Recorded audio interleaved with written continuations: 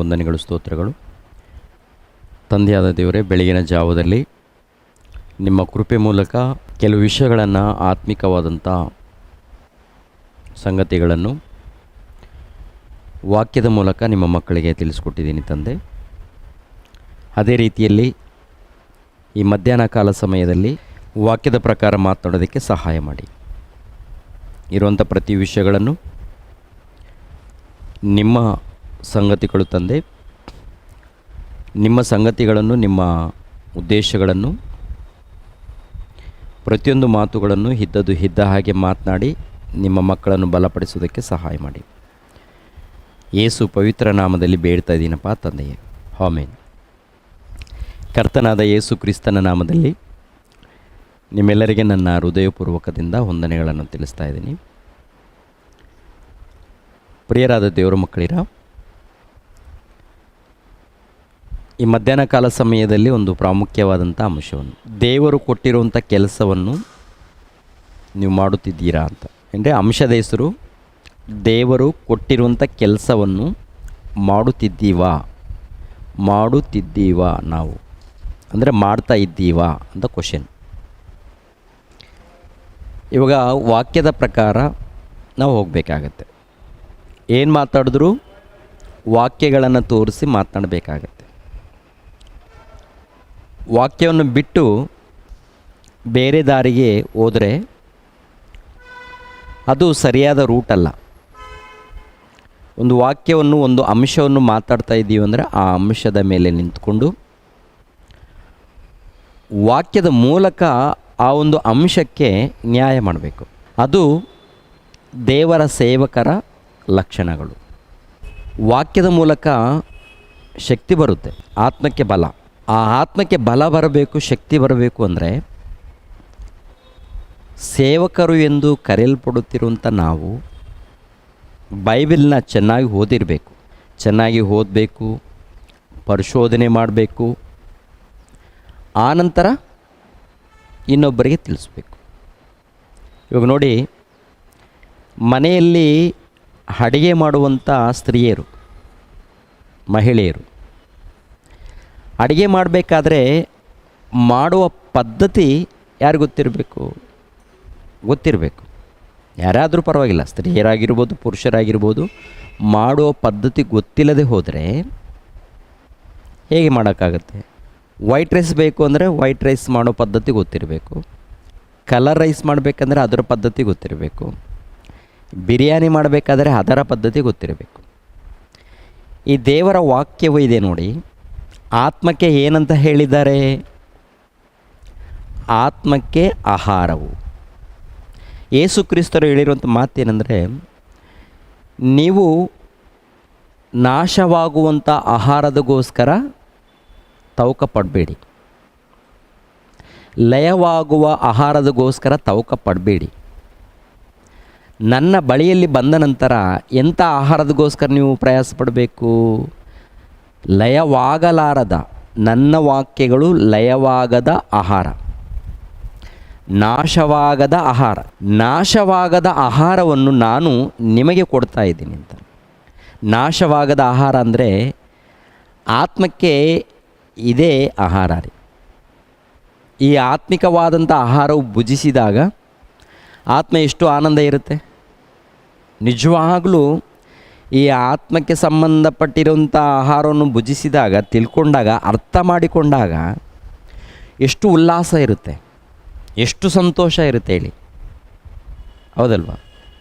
ಇವಾಗ ದೇಹಕ್ಕೆ ಒಳ್ಳೆ ರುಚಿಕರವಾದಂಥ ಆಹಾರ ನೀಡಿದಾಗ ಇದು ಉಲ್ಲಾಸ ಪಡುತ್ತೆ. ಆತ್ಮ ಯಾವಾಗ ಉಲ್ಲಾಸ ಪಡುತ್ತೆ, ಆನಂದ ಪಡುತ್ತೆ ಅಂತ ನೋಡುವಾಗ ಆತ್ಮಿಕವಾದಂಥ ಜ್ಞಾನವನ್ನು ಅರ್ಥ ಆದಾಗ. ಅರ್ಥ ಆಗದೆ ಹೋದರೆ ಪ್ರಯೋಜನ ಇಲ್ಲ. ಅರ್ಥ ಆಗದೆ ಹೋದರೆ ಪ್ರಯೋಜನ ಏನಾದರೂ ಇದೆಯಾ? ಅರ್ಥ ಆದರೆ ಅವ್ರು ಏನು ಮಾಡ್ತಾರೆ ಅಂದರೆ ಸಂತೋಷ ಪಡ್ತಾರೆ. ಅದಕ್ಕೆ ಯೇಸು ಸ್ವಾಮಿ ಎಷ್ಟೋ ಉಪಮಾನಗಳನ್ನು ಹೇಳಿದ್ದಾನೆ, ಎಷ್ಟೋ ರೀತಿಯಲ್ಲಿ ಹೇಳಿದ್ದಾನೆ. ಮುತ್ತುಗಳನ್ನು ಹಂದಿಗಳ ಮುಂದೆ ಚೆಲ್ಲಬೇಡ್ರಿ ಅಂತೇಳಿದೆ. ಮುತ್ತುಗಳ ಅಂದರೆ ಹಂದಿಗಳ ಮುಂದೆ ಅಂದರೆ ಹಂದಿಗಳಲ್ಲ, ಮನುಷ್ಯರು ಹೋಲಿಸಿದ್ದಾನೆ. ಕೆಲವರು ಇರ್ತಾರೆ, ಹಂದಿಗಳಲ್ಲಿರುವಂಥ ಗುಣಗಳು ಹಂದಿಗಳ ಗುಣಗಳೇನು? ಹಂದಿಗಳ ಗುಣಗಳೇನು? ಎಷ್ಟು ಸಾರಿ ಅದನ್ನು ಶುಭ್ರ ಮಾಡಿದ್ರೂ ಅದಕ್ಕೇನು ಕೋರಿಕೊಳ್ಳುತ್ತೆ? ನನ್ನ ವಾಸಸ್ಥಾನ ಇದು ಅಲ್ಲ, ನಂದು ಅಲ್ಲಿ. ಎಲ್ಲಿ? ಅಲ್ಲಿ. ಅದು ಎಷ್ಟು ಚೆನ್ನಾಗಿ ತೊಳೆದ್ರು, ಅದಕ್ಕೆ ಸಿಂಗಾರ ಮಾಡಿದ್ರು ಅದು ದಾರಿ ಎಲ್ಲಿಗೆ ಹೋಗುತ್ತೆ?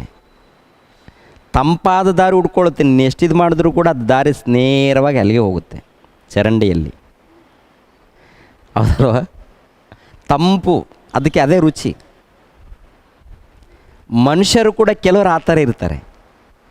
ಮನುಷ್ಯರಲ್ಲಿ ಕೂಡ ಕೆಲವರು ಯಾವ ಥರ ಇರ್ತಾರೆ ಅಂದರೆ, ಎಷ್ಟು ಸಾರಿ ವಾಕ್ಯದ ಮೂಲಕ ತೊಳೆದ್ರೂ ನಮ್ಮದು ಲೋಕನೇ ಸುಖ, ಲೋಕನೇ ಬೇಕು. ಲೋಕ ಬಿಟ್ಟು ಬಾರಯ್ಯ ಅಂತ ಯೇಸು ಸ್ವಾಮಿ ಅಂದರೆ, ಲೋಕ ಇರಲಿ, ಆ ಲೋಕದಲ್ಲಿ ನೀನು ಪರಿಶುದ್ಧನಾಗಿ ಜೀವಿಸಯ್ಯ. ನೀನು ಹಂದಿಗಳ ಗುಣಗಳು ಬೇಡಯ್ಯ ನಿನಗೆ. ನನ್ನ ಗುಣಗಳನ್ನು ನೀನು ಹೃದಯದಲ್ಲಿ ತುಂಬಿಸಿಕೊಂಡು ನಂತರ ನೀನು ಇರುವ ಅಂತ ದೇವರು ಹೇಳಿದ್ರೆ ನಾವೇನಂತೀವಿ? ಲೋಕ ಚೆನ್ನಾಗಿದೆ, ಲೋಕ ಎಷ್ಟು ನೋಡಿ ಅದ್ಭುತವಾಗಿದೆ, ತಿನ್ನಬೇಕು, ಕುಡಿಬೇಕು, ಆನಂದ ಪಡಬೇಕು ಅಂತಿದೆಯಾ? ಹೌದಂತೀರಲ್ವ? ಅಂತೀರಿ. ಅಂದರೆ ಲೋಕದಲ್ಲಿ ನೋಡುವಾಗ ಪ್ರಿಯರಾದ ದೇವ್ರ ಮಕ್ಕಳಿರ ಈ ರೀತಿ ಇದೆ. ನಿಜವಾಗ್ಲೂ ವಾಕ್ಯಕ್ಕೆ ಬೆಲೆ ಇಲ್ಲ ರೀ. ನಮ್ಮ ಕ್ರೈಸ್ತರ ಮಧ್ಯದಲ್ಲಿ ಕೂಡ ಏನಾಗಿದೆ ಅಂದರೆ ವಾಕ್ಯಕ್ಕೆ ಬೆಲೆ ಕೊಡ್ತಾ ಇಲ್ಲ. ಕೇಳ್ತೀವಿ ಮತ್ತು ಲೋಕದಲ್ಲಿ ಹೋಗಿ ಹೊರಳಾಡ್ತೀವಿ. ಹೊರಳಾಡೋದಂದರೆ ಲೋಕದ ಪಾಪದಲ್ಲಿ. ಹೌದಲ್ವಾ? ಇಲ್ಲಂತೀರಾ? ಸುಳ್ಳಂತೀರಾ? ಇರುವಂಥ ನಿಜಗಳೇ. ಏಸು ಮಾತು ಒಪ್ಕೊಳ್ಬೇಕಾಗತ್ತೆ, ಏಸು ಪ್ರಭು ಮಾತುಗಳನ್ನು ನಾವು ಒಪ್ಪಿಕೊಳ್ಬೇಕಾಗತ್ತೆ. ಹೌದಂತೀರಾ? ಅದೇ. ಆದ್ದರಿಂದ ಪ್ರಿಯರಾದ ದೇವರ ಮಕ್ಕಳಿರ, ಶ್ರೇಷ್ಠರಾಗಿ ನಾವು ಇರಬೇಕು. ಯಾವ ರೀತಿ ಇರಬೇಕಂತ ಹೇಳಿದಾನೆ ಅಂದರೆ, ಪಾರಿವಾಳದಂತೆ ನಿಷ್ಕಪಟರಾಗಿರಬೇಕು, ಆವಿನಂತೆ ವಿವೇಕ ಉಳ್ಳವರಾಗಿರಬೇಕು ಅಂತ. ಪಾರಿವಾಳದ ಹಾಗೆ ನಿಷ್ಕಪಟರು ಅಂದರೆ ಅದರಲ್ಲಿ ಕಪಟ ಇಲ್ಲ, ಅದರಲ್ಲಿ ಕಪಟ ಎನ್ನುವಂಥದ್ದಿಲ್ಲ. ಆವು ಏನಪ್ಪ ಅಂದರೆ ಯಾರಾದರೂ ಮನುಷ್ಯನ ಸಪ್ಪಳ ಬಂತು ಅಂದರೆ ಅದು ತಪ್ಪಿಸ್ಕೊಳ್ಳೋದಕ್ಕೆ ಪ್ರಯತ್ನ ಮಾಡುತ್ತೆ. ನಾವು ಕೂಡ ಹುಷಾರಾಗಿರಬೇಕು ಅಂತ ಹೇಳಿದ್ದಾನೆ. ಎರಡನೇದಾಗಿ ನಿಷ್ಕಪಟರಾಗಿರಬೇಕು. ಕಪಟತನ ಬೇಡ. ನೀವು ದೇವರ ಮಕ್ಕಳು. ದೇವರ ಮಕ್ಕಳಾದಾಗ ದೇವರ ಗುಣಗಳು ಕಾಣಬೇಕು ಅನ್ನೋದು ದೇವರ ಉದ್ದೇಶ. ದೇವರ ಗುಣಗಳು ಕಾಣಬೇಕಾದ್ರೆ ನೋಡಿ, ನಾವು ಕೆಲಸ ಮಾಡಬೇಕಾದ್ರೆ ಭೌತಿಕವಾದಂಥ ಆಹಾರವನ್ನು ಈ ದೇಹಕ್ಕೆ ಕೊಟ್ಟರೆ ಕೆಲಸ ಮಾಡುತ್ತೆ. ಆತ್ಮ ಸಂತೋಷದಿಂದ ದೇವರ ಕೆಲಸ ಮಾಡಬೇಕಾದ್ರೆ ಆತ್ಮಿಕವಾದಂಥ ಆಹಾರವನ್ನು ಪಡಿಬೇಕಾಗತ್ತೆ, ಸೇವಿಸಬೇಕಾಗತ್ತೆ. ಈ ಆತ್ಮಿಕವಾದಂಥ ಆಹಾರವೇ ದೇವರ ವಾಕ್ಯವು. ನಾನು ನಾಶವಾಗಲಾರದಂಥ ಆಹಾರವನ್ನು ನಾನು ನಿಮಗೆ ಕೊಡ್ತೀನಿ ಅಂತ ಹೇಳಿದೆ ಯೇಸು ಸ್ವಾಮಿ. ಮತ್ತು ಅಲ್ಲಿರುವಂಥ ಪ್ರಜೆಗಳೆಲ್ಲರೂ ಯಾಕೆ ಬಂದಿದ್ದಾರೆ ಅಂತ ನೋಡುವಾಗ ತುಂಬ ಜನ ಬಂದಿದ್ದಾರೆ. ಯಾಕೆ ಬಂದಿದ್ದಾರೆ? ಯೋಹಾನನ ಬರೆದ ಸುವಾರ್ತೆ 6ನೇ ಅಧ್ಯಾಯ 22ನೇ ವಚನದಿಂದ ಓದೋಣ.